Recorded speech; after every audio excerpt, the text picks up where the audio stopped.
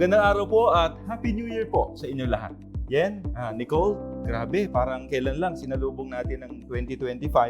Pagkatapos ay ito na, no? Malapit na tayong mag-hello 2026, mag-goodbye sa 2025. Yes, totoo po yan, Karon. Ang bilis ng panahon para lang tayo nag-scroll sa mga phone natin, di ba? At ang daming nangyari sa paligid natin na di natin namamalayan na matatapos na pala ang 2025. And these weren't just regular events either.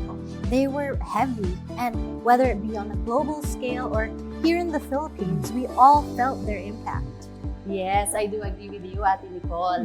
So let's invite everyone and let's look back together at 2025.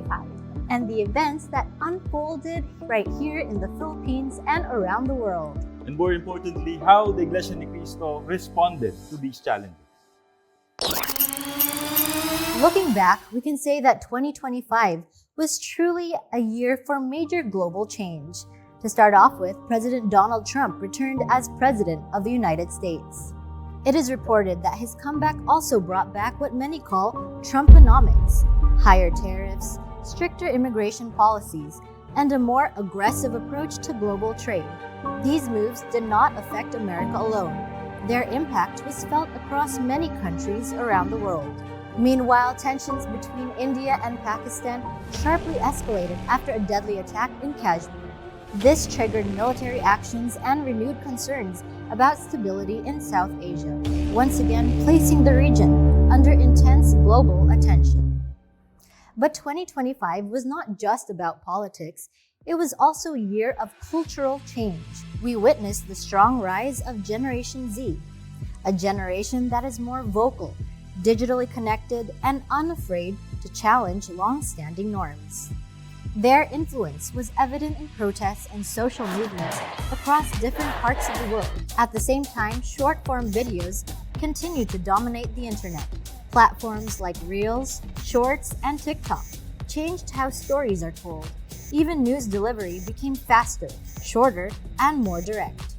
Another major shift was the rapid integration of artificial intelligence into daily life. From work and research to content creation and communication, AI became an essential tool for many people around the globe. And amid all these developments, the climate crisis intensified. Stronger storms, widespread flooding, and extreme heat served as a powerful reminder that climate change is no longer a future concern. It is a present reality. Overall, 2025 was a year marked by rapid change, one that not only reshaped the world, but one that challenged us to reflect on where we're headed next. At kung paano naranasan ang kahirapan sa iba't ibang panig ng mundo, ay tila pinalala pa yan ng mga naranasan at nasaksihan ng mga kababayan natin dito sa Pilipinas. Isa sa pinakausap-usapan ngayong taon ang pagharap ng former President Duterte sa International Criminal Court. Muling nabuksan ang diskusyon tungkol sa hustisya, soberenya at pananagutan. Naging controversial din ang mga issue tungkol sa Pogo na naugnay sa human trafficking at corruption. Dagdag pa riyan ang patuloy na tensyon sa West Philippine Sea. Patuloy ang pakikipaglaban ng pamahalaan para sa karapatan at teritoryo ng bansa. Sa politika, uminit ang hindi pagkakasundo at awayan ng mga namiminuno sa pamahalaan. Ang dapat sanang inuuna ay ang pagharap sa mga suliranin ng bansa at ng mga mamamayan. Hindi rin makakalimutan ang sunod-sunod na kalamidad, lindol, baha, bagyo, kung saan maraming ari-arian ang napinsala at buhay ang nawala. Ang mga malawakang pagbaha sa Pilipinas ay naglantad sa katiwalian sa loob mismo ng gobyerno. Headlines hanggang ngayon ng maraming balita, ang pagkakasangkot ng maraming government officials sa malawakang korupsyon hinggil sa maanumalyang flood control projects. Pero may liwanag pa rin naman dahil pumasok ang Pilipinas sa Top 50 Global Innovation Index. Senyales na may potensyal tayo sa teknolohiya at innovation. Samot-sari ang mga nangyari sa taong 2025. Mahirap, mabigat, pero may pag-asa pa rin.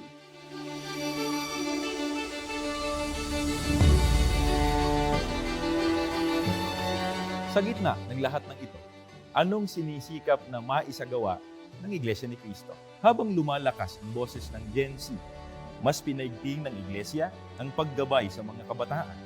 Sa pamamagitan ng Christian Family Organizations, naglulunsad ng mga aktibidad upang patuloy silang magabayan. Habang nagiging uso ang short-form content, ay patuloy na nag-a-adapt ang Iglesia ni Cristo sa modernong pamamaraan ng pagpapalaganap ng mga salita ng Diyos. Digital platforms, bite-sized content, pero buong linaw pa rin na naituturo at naipararating ang mga salita ng Diyos. In a community under threat, 400 kilometers away from Winnipeg. Sa paggugupit ng mga kalamidad, agad namang isinasagawa ang lingap sa mamamayan at care for humanity ng Iglesia ni Cristo sa iba't ibang panig ng mundo, tinamaan man ng kalamidad o kaya ay hindi.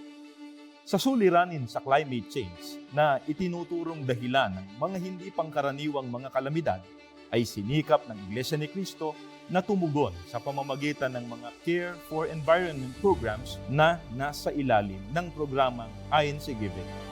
Dito sa Pilipinas ay hindi nagsawalang kibo ang Iglesia ni Cristo sa mga sitwasyon na nadarama maging ng mga kaanib nito.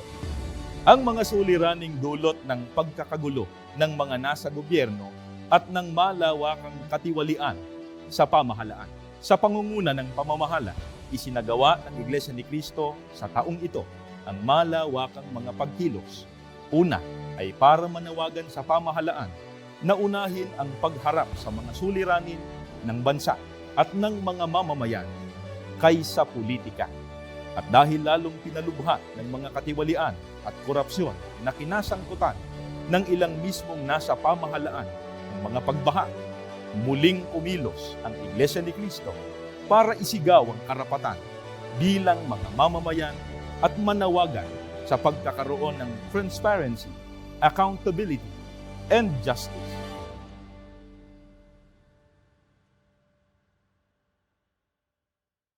At sa mga nangyaring yan ay kasama tayo, kapatid na Nicole at kapatid na Yen. At isa nga po sa mahalagang kampanya na ginanap po natin nung pagkakataon na yon ay naging bahagi po tayo doon sa special coverage. Kitang-kita po natin yung mga kababayan natin, yung mga kapatid po natin na nagturo po sa Quirino Grandstand. Kami nandun mismo kaya nakita namin na umaraw, umulan, hindi ko umalis yung mga kapatid. Talagang pinatunayan nila yung kanilang pagkikipag-kaisa. Yes, and while I wasn't there in person, I was just watching it on news, like watching at the Yen on INC News, and I was also watching the coverage on global news outlets because they were also covering it. And it was so inspiring to see all of the brethren come together as one, and whether it was raining or sunny, they were just there and enjoying, and it was so inspiring. Totoo yun kasi talagang pinatunayan ng mga kapatid na alam nila ano yung Opo. tama na kanilang gagawin. Na yun ang, di ba? Opo, yung hangarin po ng Iglesia ni Cristo. At alam niyo po ba, hindi lang po yung mga kapatid po natin dito sa Pilipinas ang nakipagkaisa, maging yung mga kapatid po natin sa iba't ibang panig po ng mundo ay talagang nakasubaybay po sila. Kitang-kita rin po natin yung pakikipagkaisa po nila kahit nasa malalayong lugar po sila. Kasi nagbibigay sila ng mensahe, ng mga pagsuporta sa mga kapatid po natin dahil alam naman po nila yung hangarin po natin. Sa tulong at awa ng Panginoon Diyos, lahat ng yan, ng mga aktibidad na isinagawa natin, ay ipagtagumpay natin. At alam niyo po ba, Caron and Nicole, sa mga kababayan po natin na hindi po kaanib sa Iglesia ni Cristo, napakarami po ang humanga po sa isinagawa po nating peaceful rally dahil nakita po nila ang tunay na pakikipagkaisa po nating mga kaanib sa Iglesia ni Cristo sa ating pinakamamahal na tagapamahalang pangkalahatan, ang kapatid na Eduardo V. Manalo. At siyempre, sa Diyos ang lahat ng kapurihan. Mga kaibigan po namin, what a year it was. Napakaraming nangyari. Napakabilis ng panahon. And Caron, I'm wondering, I'm sure I'm not the only one who's been wondering, but what does the incoming year have in store for us?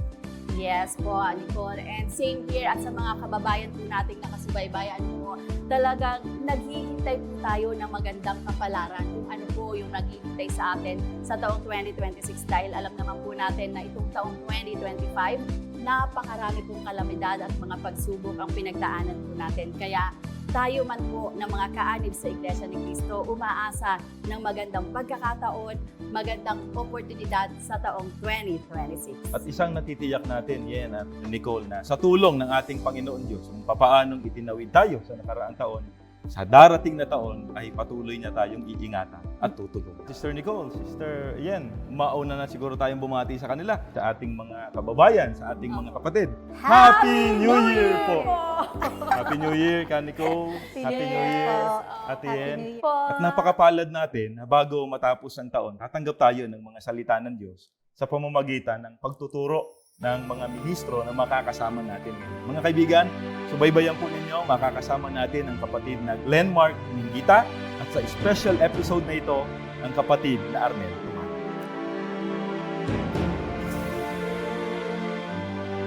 Mga kapatid at mga kaibigan po namin, welcome po sa special episode na ito. Samahan po ninyo kami sa gagawin po nating pagtalakay upang tayo po ay magabayan sa pamamagitan po ng Biblia kung paano po natin dapat harapin ang pagpasok ng panibagong taon sa buhay natin.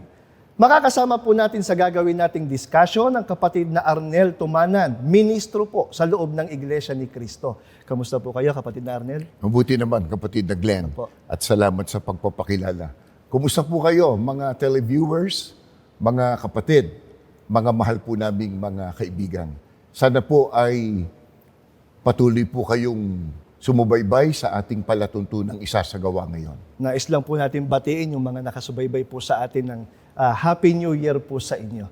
Kapatid na Arnel, yan po kasi ang gusto ng lahat naman po ng tao na yung bagong taon ay maging masaya po para sa kanila. Lalo po, gaya po ng alam natin, ito pong taong 2025, hindi lang po basta mabilis pong lilipas kundi hindi rin po naging madali. Sapagkat gaya nga po ng napanood natin kanina, pinahirap po ng iba't ibang mga hindi pangkaraniwang pangyayari ang buhay po ng maraming tao. Pagka dumarating ang bagong taon, Opo. sinisikap ng tao magkaroon din ng bagong hope, Opo. bagong pag-asa. Bagamat kung ating sasaliminin at magbabalik tanaw tayo sa nakaraang taon na ating nilakbay, punong-puno ng iba't ibang uri ng mga suliranin, Opo. mga bagabag, dagdag pa yung mga rumaragasang mga kalamidad Opo. na nagbigay ng lungkot at hilahil sa buhay ng tao. Kaya minsan nagtatanong, ano kaya ang bubulaga sa akin Opo. pagdating ng panibagong bilang ng taon? Ano kaya ang kakaharapin natin? Sa panig nating mga kaanib sa Iglesia ni Cristo, Opo. lagi tayong ginagabayan ng ating pamamahala Opo. sa pamamagitan ng mga salita ng Diyos kung paano tayo haharap Opo. sa panibagong hamon ng Opo. ating buhay. Sa layunin nila na tayo ay hindi lamang makapamuhay ng matuwid, Opo. higit sa lahat, makarating tayo sa inaasahan nating pangako ng Diyos sa pagbabalik ng ating Panginoong Hesukristo. Opo. Kaya kapatid na Arnel, sa pamamagitan po ng Biblia, alamin po natin kung ano po yung pangako ng Diyos na pinanghahawakan po ng mga kaanib sa Iglesia ni Cristo. Kaya kahit sabihin pang maging mahirap yung papasok na taon sa buhay natin, gaya nga po ng nabanggit po ninyo kanina, yung panibagong hamon sa buhay po natin, ay buo pa rin ang ating pag-asa na makakaya nating hindi lang maitaguyod po yung pang-araw-araw nating pamumuhay, kundi higit sa lahat, maitaguyod po natin yung ginagawa nating paglilingkod. Napakaganda ng katanungan niyan, kapatid na Glenn. Sapagkat ang tao maaring nangahawak sa mga pangako ng kapwa-tao, di ba?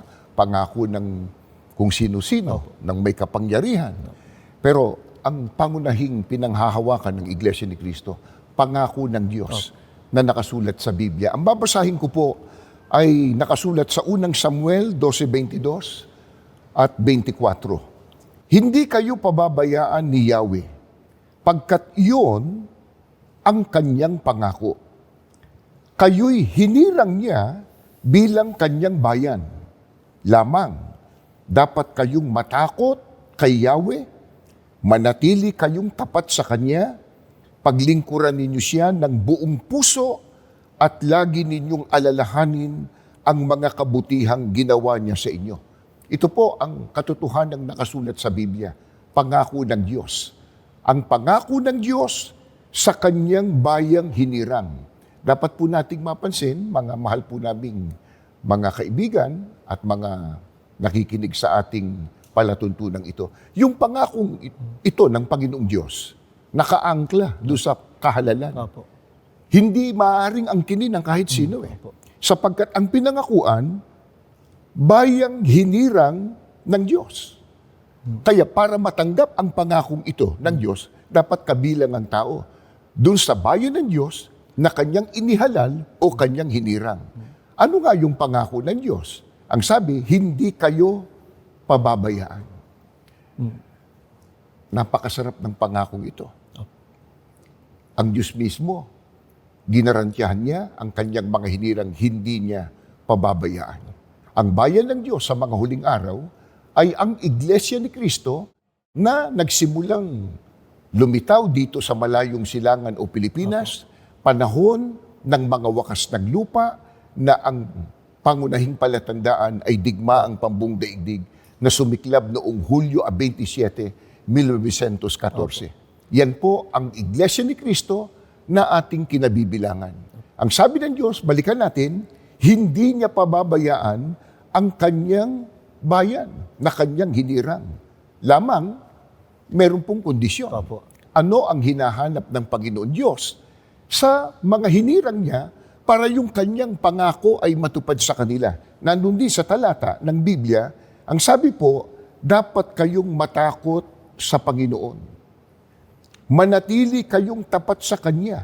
Paglingkuran ninyo siya ng buong puso at laging alalahanin ang mga kabutihang ginawa niya. Dito ay mararamdaman natin at maunawaan, kapatid na Glenn, na hindi rin pala sapat, nandun ka lang sa bayang hinirang. Kailangan, hinirang ka ng Diyos, nasa bayang ka ng Diyos, pero namamalagi ka na sumusunod sa Kanyang mga kautusan. Opo. Ngayon po, kapatid Arnel, bakit po makaaasa tayo sa pangako po ng ating Panginoong Diyos? Dito sa Deuteronomio 7:9 at 12, ganito po ang pagtuturo ng banal na kasulatan. Alalahanin ninyo na si Yahweh ay Diyos, na hindi marunong sumira sa pangako. Tapat siya sa lahat ng umiibig at sumusunod sa Kanya. At ipinadarama niya ang kanyang pagmamahal hanggang sa 1,000 saling lahi. Kung susundin ninyo ang mga kautosang ito, tutup din naman ni Yahweh ang kanyang pangako at patuloy niya kayong iibigin. Yung Yahweh po na binabanggit dito ay ang ating Panginoong Diyos. Bakit po natin mapagtitiwalaan at maasahan ang pangako ng Diyos na hindi niya pababayaan ang kanyang mga hinirang? Sapagkat ang sabi ng Biblia, ang Panginoong Diyos hindi marunong sumira sa kanyang pangako sapagkat tapat siya sa lahat ng mga hinirang niya na umiibig sa Kanya. Una, ang Diyos ay tapat. Opo. Ikalawa, nasa Kanyang kakayahan at kapangyarihang magawa kung ano ang Kanyang ipinangako. Hindi katulad sa tao, di ba? Ang tao minsan nangangako. Opo. Bagamat siguro gusto rin niyang matupad, kapos yung kakayanan. Opo. May limitasyon siya, pati buhay niya. Kaya yung pangako na pako. Opo. May kasabihan tuloy sa English na promises are made to be broken. Opo. Sa tao yun. Pero sa Panginoon Diyos, ang sabi, hindi marunong sumira sa kanyang pangako. Tapat siya. Pero kanino? Sa mga hinirang niya na susunod sa kanyang kautusan.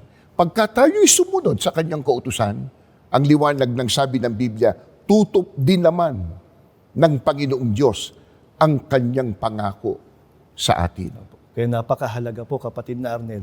Gaya nga po ng nabanggit nyo kanina, hindi lang po basta nasa loob ng bayan ng Diyos, kundi ang makita ng ating Panginoong Diyos sa kanyang mga hinirang, yung kanilang pagsunod, akay po ng pag-ibig, akay po ng pananampalataya. Di po Kaya nga, kapatid na Glenn, ang ating tagapamahalang pangkalahatan sa loob ng Iglesia ni Cristo, ang kapatid na Eduardo Manalo, ay buong pagpupunyagi na sinisikap na akayin ng lahat ng mga kapatid sa iglesia na mamalagi sa buong katapatang pagsunod sa ating Panginoon Diyos, sa lahat ng utos ng Diyos. Yan ang kampanya nila. Mga kapatid, susunod tayo sa utos ng Diyos.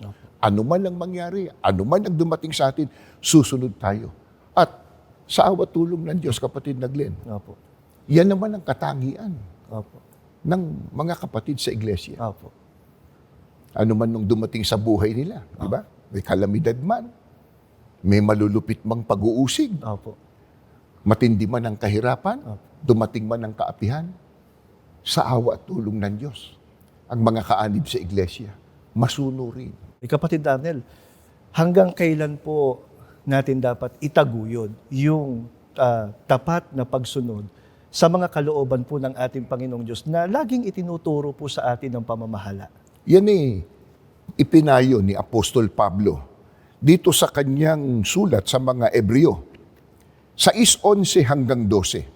At pinakananais ko na ang bawat isa sa inyo'y patuloy na magsumikap hanggang wakas upang kamtan ninyo ang inyong inaasahan. Kaya't huwag kayong maging tamad. Tularan ninyo ang mga taong nagtitiis at nananalig sa Diyos at sa gayoy tumatanggap ng mga ipinangako niya. Ang pagsunod natin sa mga utos ng Diyos, ang sabi ni Apostol Pablo, pagsikapan natin ang pagsunod hanggang sa wakas. Ang tinutukoy ditong wakas, maring wakas ng ating buhay, Opo. yan ang kamatayan, o wakas ng mundong ito. Yan ang araw ng paghuhukom, ikalawang pagparito ni Kristo. Ano bang wakas ang dumating sa atin? Datnan tayo ng wakas na yon, tapat na sumusunod sa mga utos ng Diyos. Sa mga kapatid, yung kasiglahan pala sa pagsunod sa utos ng Diyos, hindi paghaharapin lang ang bagong taon. Opo. O kaya, pagdating mismo ng bagong taon, ang tao kasi, yan ang gusto, di ba? Opo. May tinatawag silang New Year's resolution. Opo. Na yung inaakala nila na hindi akma na ginawa nila ng nakarang taon, babaguhin na nila. Sa mga kaanib po sa Iglesia ni Cristo, itinuro ng pamamahala ang salita ng Diyos na nakasulat sa Biblia.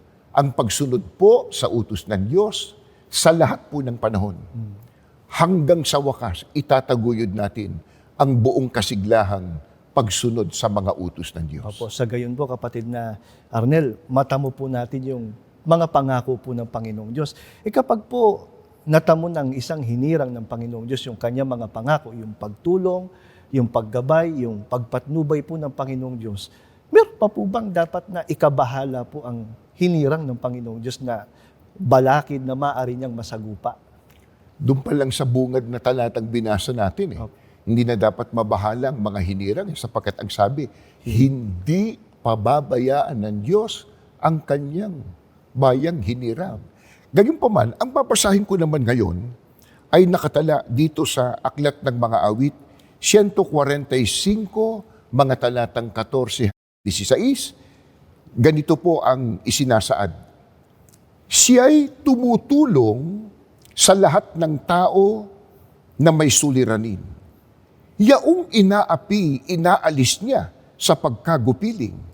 Binibigyan sila ng sapat na sapat, hindi nagkukulang. Anupat ang lahat ay may tinatanggap na ikabubuhay. Walang dapat ipangamba o ikabahala. Ang mga hinirang ng Diyos, kahit pa dumating sa kanila ang iba't ibang uri ng bagabag sa buhay. Sapagkat ang sabi ng Biblia, ang Diyos ay tumutulong sa lahat ng mga may suliranin. Mga kapatid na nakikinig po sa palatuntunan ito, ano po ang suliranin ninyo na bumabahala sa inyo? Nagbibigay ng bagabag sa inyong damdamin. Huwag po kayong mawawala ng pag-asa. Ang sabi, ang ating Panginoon Diyos, tumutulong sa may suliranin. Kahit na yung naaapi, inaalis niya sa pagkagupiling o pagkaapi. Kung ang problema natin, kahirapan, kakapusan ng pangangailangan sa araw-araw, ang sabi ng Biblia, binibigyan ng Diyos ng sapat na sapat ang mga hinirang niya. Hindi anya magkukulang. Lahat may tinatanggap na ikabubuhay. Minsan po, ang kapwa-tao natin, pag nangako sa atin, lumalakas na loob natin. Mga kapatid, at sa lahat ng mga nakikinig, ang pangakong ito, hindi po pangako ng tao. Ito po pangako ng Diyos na lumalang ng langit at lupa. Lumalang at nagmamay-ari sa atin. Siya po ang nagsabi, tutulong siya pag tayo'y may suliranin. Papawiin yung ating mga kaapihan. At kung kapos tayo sa pangangailangan, magbibigay siya sapat, hindi po magkukulang. Ganyan po kabait at kabuti ang tunay na Diyos na makapangyarihan sa lahat. Opo, kaya po, sa panig po ng mga hinirang ng Panginoong Diyos, kapatid na Arnel, kapag po natanggap natin yung mga pangakong yan ng Panginoong Diyos, yung pagtulong, paggabay po niya, ano po ang tiyak na magagawa po natin? Magagawa nating mapagtagumpayan Opo. ang anumang uri ng hadlang at bagabag sa buhay. Sapagkat ganito ang karanasan ng lingkod ng Diyos na nakaranas ng pagmamahal at paggabay ng Panginoon Diyos. Ang babasahin ko po ay nakasulat sa 2 Samuel 22, ang talata ay 29 hanggang 30. Ikaw po, O Yahweh, ang tanglaw sa akin. Tanging patnubay ko sa daang madilim. Kung ikaw, O Diyos ko, ang aking kasama, anuman ang hirap ay nasasalungat. Sana po ay naramdaman nyo kung gaano kagiting at kalakas ang loob ng isang lingkod ng Diyos na nakaranas ng pagkasi at pagmamahal ng Diyos. Ang sabi niya, pag ang Panginoon kasama ko, siya tanglaw ko. Kahit madilim ang paligid, ang mundo ngayon, Madilim. sa dami ng kasamaan at hirap na nangyayari at kaguluhan, napakadilim. Pero ang sabi ng lingkod ng Diyos, ang Diyos ang tanging patnubay ko sa daang madilim. At kapag ka ang Diyos kasama natin, ang sabi ng binasa, anuman ang hirap ay nasasalungat. Mga kapatid na nakikinig po, karanasan po ninyo yan. Karanasan po nating lahat yan. Kung tayo magbabalik tanaw dito sa taon na malapit ng iwanan natin, ay katakot-takot na mabibigat na suliranin ng ating nasagupa. Nakakatakot na mga kalamidad at mga panganib. Pero bakit hanggang ngayon? Andito tayo. Buhay tayo. Namamalagi tayo sa ating kahalalan. Nakapagpapatuloy tayo sa matapat na paglilingkod sa Diyos. Tandaan natin, ang sabi ng binasa, kung ikaw, O Diyos ko, ay aking kasama, anuman ang hirap, ay aking masasalungan. Opo. Sa Biblia po ba, kapatid na Arnel, may binabanggit pong halimbawa ng mga lingkod ng Diyos na dahil sinamahan po ng Panginoong Diyos ay napagtagumpayan po nila, anumang hirap yung kanilang naranasan? Ang puntahan natin mismo ay ang mga apostol. Opo. Sila yung mga kaanib sa Iglesia ni Cristo noong unang siglo. Nang si Cristo ay umakyat na sa langit, naiwan sa pamamahala ng mga apostol ang Iglesia ni Cristo noong unang siglo. Ganito ang sabi ni Apostol Pablo sa Roma 8:31, 35 at 37 pa. Ano pa ang masasabi natin tungkol dito? Kung ang Diyos ay panig sa atin, sino ang laban sa atin? Sino ang makapaghihiwalay sa atin sa pagmamahal ni Kristo? Ang paghihirap ba? Ang kapighatian? Ang pag-uusig? Ang gutom? Ang kahubaran? Ang panganib o ang tabak? Hindi. Ang lahat ng ito'y kayang-kaya nating pagtagumpayan sa pamamagitan niya na nagmamahal sa atin. Sa mga talatang binasa natin, mababakas natin at madarama kung gaano kagiting at katapang ang panindigan ni Apostol Pablo dahil naranasan niya ang pagsama ng Diyos at ng ating Panginoong Hesukristo. Kaya nagtanong pa siya, kung ang Diyos anya nasa panig natin, sabihin kasama natin, sino ang laban sa atin? Ano ibig sabihin? Walang kalaban? Meron, ang dami nga Opo. Ang daming pakana ang dyablo para labanan ang ating ginagawang paglilingkod sa Diyos. Pero pagka ang Diyos ang kasama mo, parang walang kalaban. Bakit? Sapagkat mapagtatagumpayan. Inisa-isa pa niya ang maaring mga bagay na makahadlang sa iba. Ang sabi niya, sino ang makapaghihiwalay sa atin sa pagmamahal ni Kristo? Yung daw bang paghihirap, kapighatian, pag-uusig, gutom, kahubaran, panganib, o ang tabak. Yung tabak isinisimbolo kamatayan eh. Opo. Marahil, yun na siguro ang pinakarurok Opo. na maaaring masagupan ng tao na masakit Opo. sa kanya. Kaya pag namatay sinasabi natin nasawi. Opo. Diba? Kasawi ang palad ang inabot niya. Pero kahit paan niya tabak, kahit kamatayan, hindi kayang hadlangan ang isang iglesia ni Kristo na kapiling niya ang Diyos, kapanig niya ang Diyos, kasama niya ang Panginoon Diyos. Kaya nasabi pa niya, lahat ng yan, kayang-kaya nating pagtagumpayan sa pamamagitan niya na nagmamahal sa atin. Nang sabihin niya ito ay hindi niya sinabing dahil magaling siya Opo. o kaya magaling yung mga unang kapatid.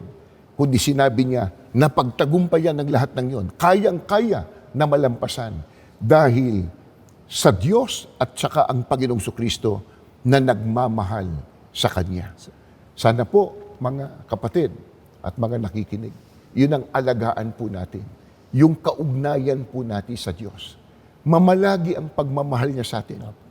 Mamalagi ang pagmamahal ng Diyos at ng ating Panginoong Kristo. Kaya ang pamamahala sa loob ng iglesia, kapatid na Eduardo Manalo, ay inaakit ang lahat ng mga kapatid na patuloy na nating bigyan ng kasiyahan ang ating Panginoon Diyos. Kasi pagka nalulugod ang Diyos, nasisiyahan, baka hindi ka na humingi. Opo. Ibibigay na kaagad sa'yo. Di ba? Napakagaang ng manalangin. Kailangan po, ingatan natin na mamalagi sa atin ang pagmamahal ng Panginoong Diyos at ng Panginoong Hesukristo. Opo. Ngayon po, kapatid natin, ano po ang katangian ng lingkod ng Panginoong Diyos na nagtitiwala po sa ating Panginoong Diyos at sa ating Panginoong Hesukristo? Katulad ng naging katangian ni Apostol Pablo at ng mga unang kaanib sa Iglesia ni Cristo noong unang siglo. Ang babasahin ko po ay nakasulat sa Biblia, Filipos 4:12 hanggang 13. Marunong akong mabuhay sa mayroon ako o sa wala. Natutuhan ko ng masiyahan sa anumang kalagayan, sa kariwasaan o kakapusan, sa kasaganaan o kasalatan. Magagawa ko ang kahit na ano dahil kay Kristo na siyang nagbibigay sa akin ng kalakasan. Sana po ay naunawaan natin at nadama itong pahayag ni Apostol Pablo. Ang sabi niya, magagawa ko ang kahit na ano dahil kay Kristo na nagbibigay sa akin ng kalakasan. Ano yung halimbawa ng sinabi niyang magagawa niya kahit ano? Sapagkat pinalakas siya ng ating Panginoong Kristo. Ang sabi niya, marunong akong mabuhay sa meron ako o sa wala. Natutuhan ko na masiyahan anuman ang kalagayan, mariwasaman, kapusman, saganaman o kasalatan. Mga mahal po naming kapatid, gaya ng nabanggit na po natin kanina, hindi po natin alam kung ano ang kakaharapin natin sa susunod na taon. Ang alam kasi natin, itong nagdaang taon, punong-puno ng pagdurusa, kahirapan, kaguluhan, kalamidad, iba't ibang uri ng kaligaligan. Ano kaya ang ating namang mararanasan sa susunod na taon? Pero ano man yon, mga kapatid, huwag tayong mawawala ng pag-asa. Ang tunay na Iglesia ni Cristo, katulad ng binasa natin sa Biblia, natutunan na masiyahan anuman ang kalagayan. Dumating man ang hirap, kaya ng kapatid. Mabusog siya, kaya niya. Sumagana, kaya niya. Magutom, kaya niya. Mga kapatid, may Diyos tayo. Kasama pa ang ating Panginoong Kristo. Mamalagi lang nakasama natin ang Panginoong Diyos at ang ating Panginoong Jesus. Katulad ng sinabi ni Apostol Pablo, natutunan ko na mabuhay sa anumang uri ng kalagayan. Sagana man o kapos, meron mang kasalatan o kariwasaan. Pero tandaan natin, magagawa natin yan sa pamamagitan ni Kristo na nagpapalakas sa atin. Kailan natin karaniwang tinatanggap ang kalakasan na yan na galing sa Panginoong Jesus? Pagka tayo ay sumasamba sa Diyos at sa ating Panginoong Kristo. Kaya mga kapatid, lalo po nating pagtalagahan ng pagsamba. Ano man ang mangyari, sasamba tayo sa Diyos at kay Kristo. Doon ipagkakaloob sa atin ang kalakasang kailangan natin para lahat ng bagay ay ating mapagtagumpayan. Makapamalagi tayo sa maayos at tiwasay na pamumuhay, higit sa lahat, sa masigla at matapat na paglilingkod sa Diyos. Opo. Kaya sa bahagi pong ito, kapatid Darrell, ano po ang dapat na maging paninindigan po ng isang hinirang ng Panginoong Diyos upang anuman ang mangyari, lalo na po sa mga hinaharapang panahon sa buhay niya, ay maitaguyod niya yung buong pusong paglilingkod sa Panginoong Diyos? Kailangan ay ang kanyang pangunahin sa buhay ang Diyos. Opo. Sa paraang maglilingkod siya sa Diyos, susunod siya sa utos ng Diyos. Paano yan magagawa ng isang hinirang ng Diyos na maingatan ang kanyang kaugnayan sa Diyos? Laging kasama niya ang ating Panginoon Diyos. Ganito ang nakasulat sa Biblia, sa Job 22, mga talatang 25 hanggang 28. Ang ituring mong yaman ay ang makapangyarihan at itulad din sa pilak na mahalagang kayamanan. Kung ito'y magawa mo, malalapit ka sa Diyos, nakataas ang noo mo at may lakas ka ng loob. Ang iyong dalangin ay kanya ng diringgin at ang naging panata mo'y iyo namang tutuparin. Lagi kang magtatagumpay sa iyong adhikain at magiging maningning ang iyong landasin. Ito po ang dapat nating pagsikapan, mga mahal po nating mga kapatid, na ang Diyos ang ituring nating yaman. Pag sinabi kasing yaman, yung kayamanan mahalaga para sa atin. Opo. Iniingatan natin. Hindi ka papayag. Kunin ng iba yon. Nakawin ng iba yon. Ano man ang mangyari, iingatan mo yon. Ang sabi ng Biblia, ang ituring mong yaman, ang makapangyarihan. Ang Panginoong Diyos. Yan po ba natutupad sa ating buhay? Sino po ba ang una sa buhay natin? Ang Diyos ba? Yung bang paglilingkod sa Kanya? Yung ating pagka-iglesia ni Kristo? O baka katulad ng mga ibang tao ng sanlibutan, ang una sa Kanya, pera. Ang una sa Kanya, salapi. Ang una sa Kanya ay mga bagay na material. Sa mga tunay na hinirang ng Diyos, ang pangunahin sa Kanya, ang Diyos. Itinuturing niyang yaman. Gaano po kahalaga yon? Pagka ang Diyos ang priority sa atin, ang una sa ating buhay. Ang sabi ng talata, ang iyong dalangin, Kanya nang diringgin. Ito po ang napakasarap na buhay na pagka ikaw ay nanalangin sa Diyos, dama mo, pinakikinggan ka. Pag nagpanata ka, sinasagot ng Panginoon Diyos. At ang sabi pa, lagi kang magtatagumpay sa iyong adhikain. Ang tao, maraming adhika Maraming ambisyon.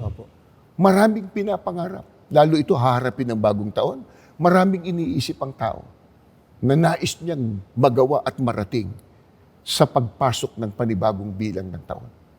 Magkakaroon po ng katuparan niya kapag kakasama natin ng Diyos.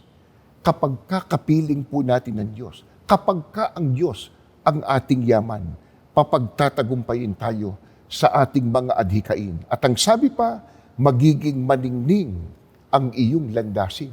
Madilim man ang mundo, marami mang hirap, pero ang Diyos, liliwanagan ng ating daan. Magiging maningning ang ating landasin. Sana po, yan ang ating maisagawa sa ating buhay. Yan ang ating ipangako at gawin sa pagpasok na ito ng panibagong bilang ng taon.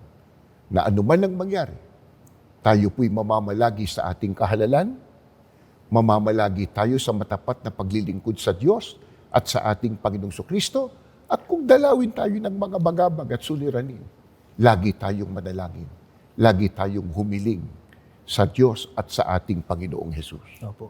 At sa panig naman po ng mga hindi pa po natin kapanampalataya, kapatid na Arnel, hindi lang po ang hangad natin ay makasama natin sila sa pang-araw-araw, di po ba?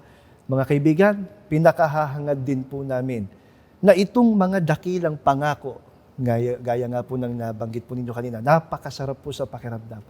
na naririnig po natin itong mga pangakong ito ng Diyos. Sa mga pangakong ito ng Diyos, pinakahangad po namin, makasama rin po kayo. Makasama namin kayo sa tunay na paglilingkod. Higit po sa lahat, kapatid Daniel, sa pagtatabo po ng pangakong kaligtasan.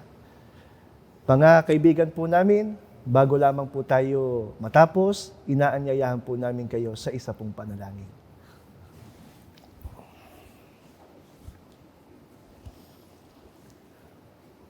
Panginoon naming Diyos, Opo. mula po sa kaibuturan ng aming mga puso, Opo. nag-aalay kami sa iyo ng masaganang pagpapasalamat. Amen. Ginamit mo pong kasangkapan ng palatuntunan ito Opo. upang ihayag hindi lamang sa mga kapatid, kundi sa lahat ng mga taong makakarinig ng palatuntunan ito, Opo. ang iyong mga dakilang katotohanan. Amen. Sa layunin mo, Ama, bigyan kami ng pag-asa, patibayin ang aming pananalig, lalo na sa ginagawa naming paglalakbay sa mundong ito, Opo. sa pagsalubong namin sa panibagong bilang ng taon. Opo. Hindi namin alam, Ama, kung anong aming masasagupa. Amen. Ang batid po namin, maraming hilahil, Opo. maraming suliranin, Opo.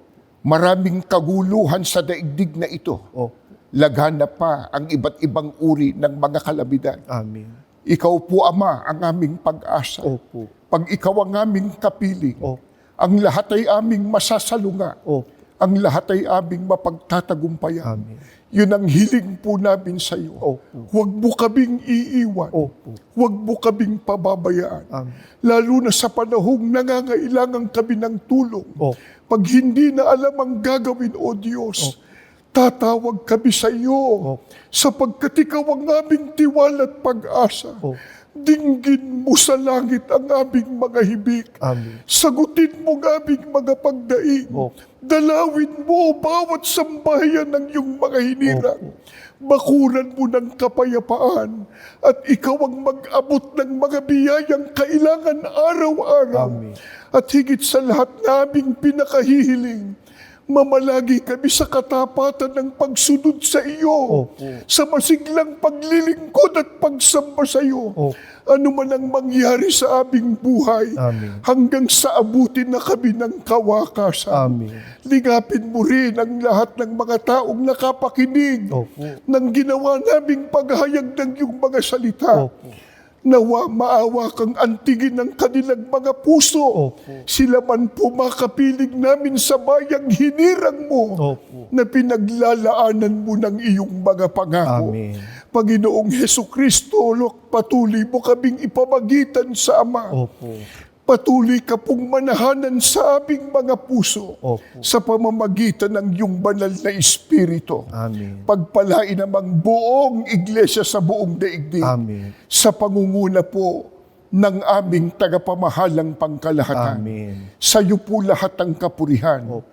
Mga alipin kaming walang kabuluhan. Amen. Sa pangalan po ng Panginoong Hesukristo na aming tagapagligtas. Amen.